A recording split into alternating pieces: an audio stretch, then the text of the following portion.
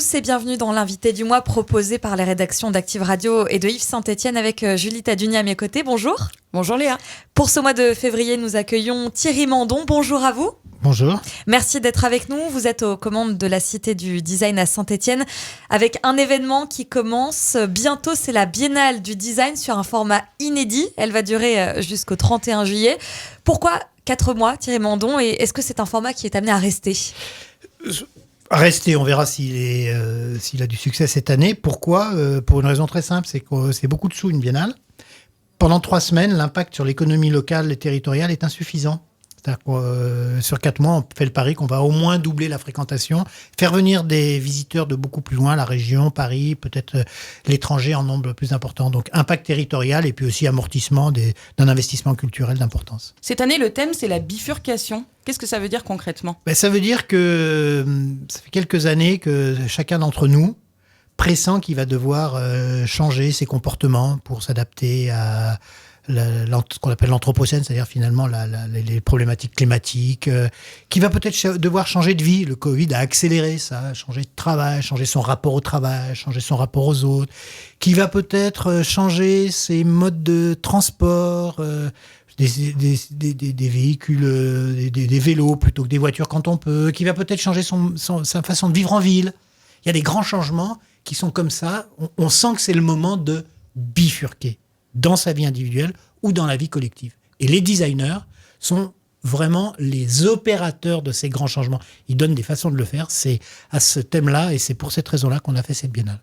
Cette édition, l'Afrique est le continent invité d'honneur. Pourquoi un continent et pas un pays ? Et qu'est-ce qu'on va pouvoir voir sur place ? Pourquoi ? Parce que d'abord, la création africaine est très très riche, mais elle est très éclatée dans des grands pays. Pourquoi l'Afrique ? Parce que on s'est dit, on va regarder comment ça se passe quand on veut faire des grands changements dans le monde, entre guillemets, occidental.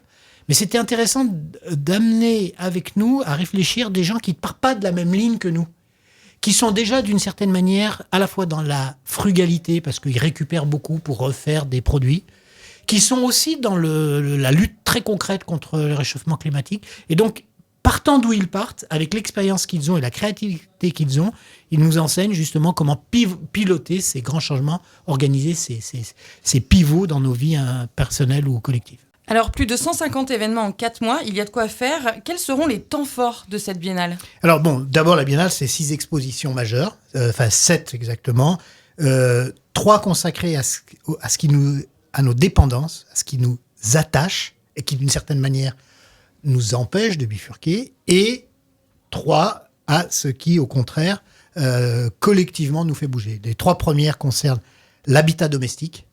Comment ça se passe dans une maison quand on fait attention à ce qu'on consomme, quand on fait attention à ce que les tâches soient vraiment partagées, est-ce que la cuisine change de physionomie avec le partage des tâches ?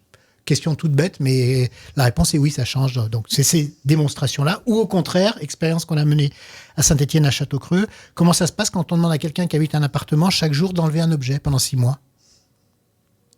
Qu'est-ce qu'il enlève ? En l'occurrence, qu'est-ce qu'elle enlève ? Pourquoi elle enlève ça ? Qu'est-ce que c'est sa réflexion sur ce qui lui est essentiel à garder et ce qui est superflu ? Donc ça, c'est des expositions, c'est les 3, et puis il y en a une sur la voiture, donc le rapport à l'automobile, c'est nos dépendances, et puis il y en a 3 sur les mouvements collectifs, une sur l'éducation, comment ça se passe aujourd'hui, cette immense bifurcation dans les façons d'apprendre, de transmettre grâce au numérique, au digital, enfin je ne rentre pas là non plus dans le détail. Comment ça se passe dans la production, quand on est une entreprise et qu'on doit produire en faisant attention aux ressources. Là aussi, il y a des choses passionnantes. Et puis donc, on a l'invité africain. Donc c'est d'abord ça. 6 grandes expositions, 7 parce qu'il y en a une qui se décline en 2, peu importe, jusqu'en juillet. Mais comme on dure 4 mois, il faut des animations. Et c'était votre deuxième question, pardon d'avoir été long pour y répondre. Et là, il y a des grands moments. On veut que la biennale soit pas seulement une offre d'exposition aux Ligériens ou à tous les publics, mais qu'elle soit aussi l'aboutissement d'initiatives de Ligériens. Donc vous allez avoir des associations, le Conservatoire de Saint-Etienne et de la métropole vont venir faire des concerts, le lycée du champ professionnel du Chambon-Fougerolles va venir faire un défilé de mode. Donc vous avez toutes petites initiatives locales, des maisons de quartier. Puis vous avez aussi des grands festivals régionaux comme Jazzabienne qui va faire une soirée, les Quatre Collines, Festival d'humour, qui viennent aussi faire des soirées. Tout ça sera gratuit. pendant 4 mois et va rythmer la biennale, c'est-à-dire qu'il va se passer pendant les 4 mois un quartier très vivant, très animé autour des expositions. Est-ce que le contexte actuel a eu un impact sur le déroulé de cette biennale ? Je pense notamment à la crise sanitaire, on en parlait juste avant, ou bien la guerre en Ukraine très récemment, qui pourrait avoir des conséquences sur la venue ou non de certains artistes. 2 réponses. D'abord, ça a eu des conséquences. Ça a rendu la thématique beaucoup plus actuelle.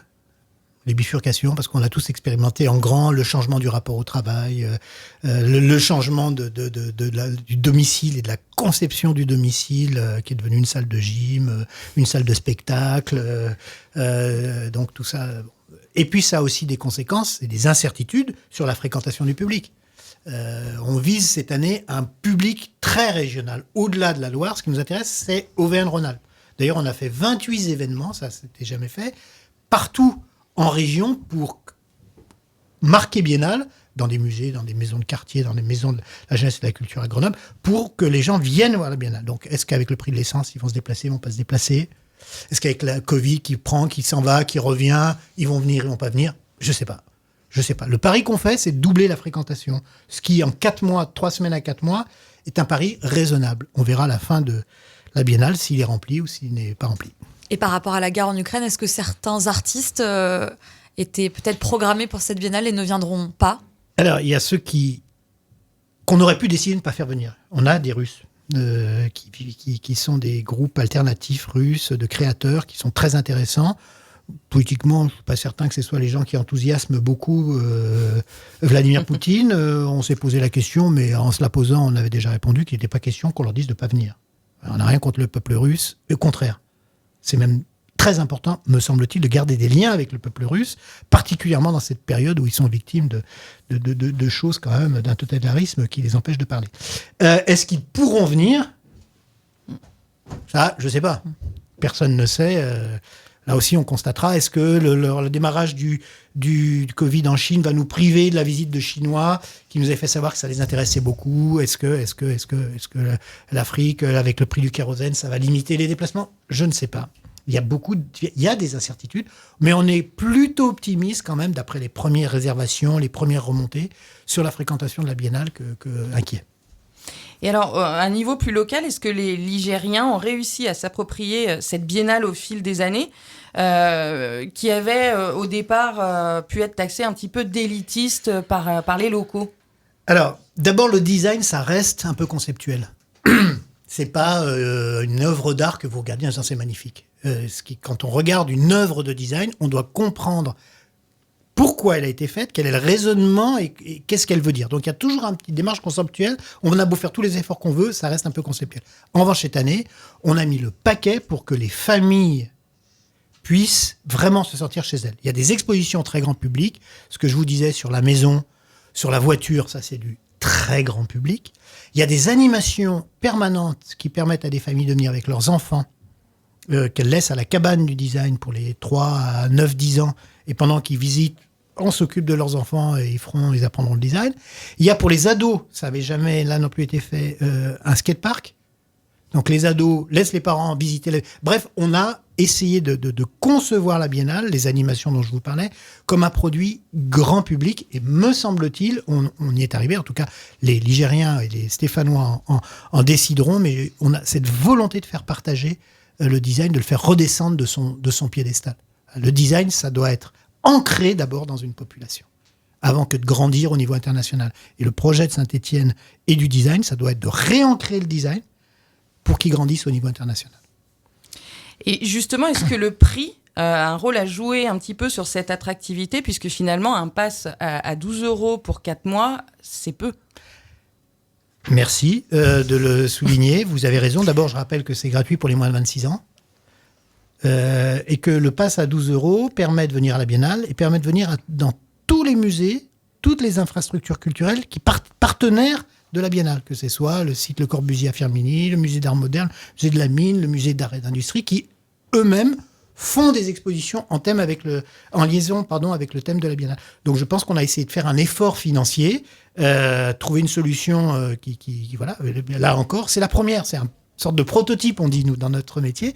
On teste cette volonté avec des outils, des leviers nouveaux de réancrer la Biennale dans le grand public et je forme le vœu que ça marche, on espère que ça marche, on pense que ça va marcher, mais on constatera encore une fois à la fin de la Biennale, on fera le bilan. Dernière question, Thierry Mandon, elle porte sur l'implication de l'école design de Saint-Étienne. C'est une évidence de travailler de pair avec les élèves comme ça a été fait les années précédentes. Qu'est-ce que ça vous apporte finalement de travailler avec les élèves ? Quand on dit qu'on veut réancrer la Biennale dans la population, d'une certaine manière, l'école en est le levier. Les jeunes qui apprennent l'art, le design, qui s'intéressent à l'art, le design, qui soient très diplômés ou peu diplômés, puisqu'on a ouvert une préparatoire sociale pour les non-bacheliers du territoire qui sont intéressés par l'art et le design et qui peuvent venir à l'école préparer les concours de l'école. Donc ça nous apporte cette charnière-là entre la population et le monde un peu élitiste parfois du design. Et puis ça nous apporte aussi une créativité et alors une acuité, un engagement sur certaines questions climatiques, égalité entre les hommes et les femmes, lutte contre les injustices. Je peux dire c'est chaud, hein. Les étudiants, si on se ramollit un peu, ils nous réveillent rapidement et ça fait du bien. Merci beaucoup Thierry Mandon d'avoir été avec nous. On se retrouve au mois de mai pour un nouvel invité. Merci.